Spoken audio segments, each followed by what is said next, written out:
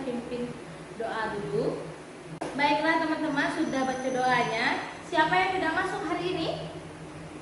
Masuk semua ya? Oke. Nah teman-teman, hari ini silakan buka buku temanya. Hari ini kita belajar buku. Baiklah teman-teman, silakan buka bukunya. Tema 5 tentang ekosistem, subtema 2 tentang hubungan antar makhluk hidup dan juga ekosistem. Nah teman-teman tahu tidak, setiap makhluk hidup itu membutuhkan makanan. Nah maka dari itu terciptalah yang namanya rantai makanan. Kenapa ada rantai makanan? Karena adanya interaksi, yaitu interaksi makan dan juga dimakan. Makanya terciptalah yang namanya rantai makanan. Nah, untuk rantai makanan sendiri, pengertiannya yaitu rangkaian peristiwa makan dan dimakan antara makhluk hidup untuk kelangsungan hidupnya. Jadi, kalau makhluk hidup tidak makan, maka mereka akan mati. Makanya mereka membutuhkan interaksi makan dan juga dimakan. Nah, secara umum terdapat 3 peran makhluk hidup di dalam rantai makanan. Yang pertama yaitu ada produsen, kedua konsumen, ketiga pengurai. Produsen adalah makhluk hidup yang dapat membuat makanannya sendiri. Jadi produsen itu dia tidak membutuhkan makhluk lain untuk memproduksi makanannya.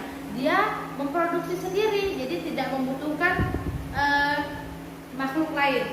Nah, contohnya apa? Rumput, padi, jagung. Nah, bagaimana kok bisa mereka memproduksi makanan sendiri tanpa mencari makanannya? Jadi, tanaman itu hanya memerlukan sinar matahari untuk bisa membuat makanannya. Nah, bagaimana? Dengan cara proses fotosintesis. Nah, jadi ketika matahari menyinari tanaman tersebut, nah terbentuklah proses yang dinamakan proses fotosintesis yang menjadi makanan bagi tanaman tersebut. Yang kedua yaitu adalah konsumen. Konsumen sendiri adalah makhluk hidup yang tidak dapat membuat makanannya sendiri sehingga memerlukan makhluk hidup lain. Contohnya yaitu hewan. Nah, di dalam rantai makanan, konsumen dapat dikelompokkan menjadi 3. Yang pertama yaitu konsumen tingkat 1, yaitu ada kelompok hewan yang memakan tumbuhan atau produsen. Contohnya ada rusa, kelinci, belalang, sapi, dan pemakan rumput lainnya. Yang kedua yaitu konsumen tingkat 2, yaitu hewan yang memakan hewan lain. Contohnya karnivora atau omnivora. Hewannya yaitu katak, ular, tikus. Yang ketiga yaitu konsumen puncak. Itu kelompok hewan karnivor yang tidak ada pemangsanya. Contohnya singa, elang. Jadi mereka tidak dimangsa oleh binatang lain karena hewan lain itu takut dengan hewan tersebut. Makanya mereka tugasnya hanya menjadi konsumen, tidak menjadi timbal balik dimakan, tapi lebih ke memakan ya teman-teman.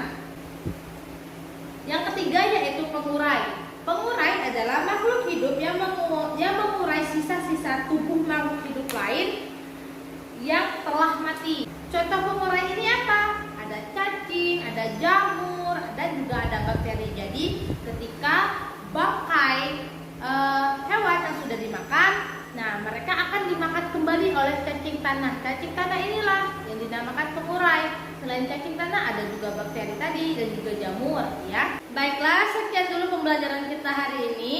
Jangan lupa dibaca-baca bukunya untuk soal-soalnya, bantu dikerjakan di rumah.